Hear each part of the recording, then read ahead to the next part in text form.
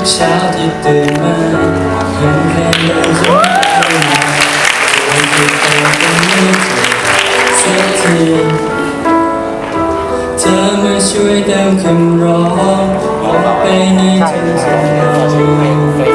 จนเกิดเพลงนี้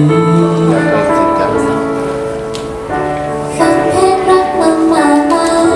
ทำใจความสุขเท่าไรมีสุขไม่ดีไม่ถึงรักที่เมื่อไกลสุดไกลก็แค่เอื้อมมือไปได้รออยู่เสมอไม่พูดอะไรก็เข้าใจกันทุกคำไม่เคยต้องถามก็ตอบมาได้ตรงใจไม่ต้องเรียกร้องก็ได้รับกับสิ่งที่ดีมากมายเข้าใจไม่ได้รักเธอ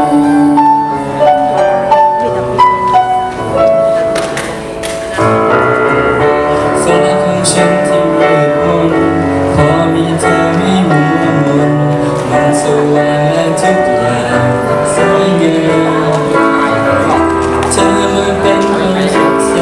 นเธอมาแลกไม่ไปจากใจฉันรักที่ฉันเฝ้าตามหาขอให้เธอจงรู้ว่าความเป็นจริงมันยิ่งกว่าฝันดีเพิ่งได้รู้ว่าข้างในใจของเราไม่รักใครรู้สึกอย่างนี้ไม่พูดอะไรก็เข้าใจกันทุกคำไม่เคยต้องถามก็ตอบมาได้ตรงใจ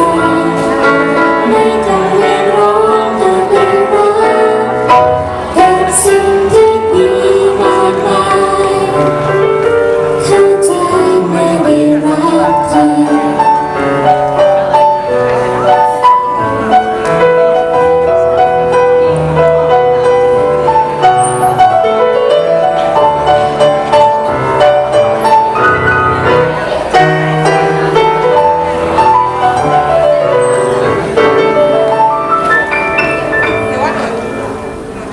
ไม่พูดอะไรก็เข้าใจกันทุกคำไม่เคยต้องถามก็ตอบมาได้ตรงใจไม่ต้องเรียกร้องก็ได้รับกับสิ่งที่ดีมากมายเข้าใจไม่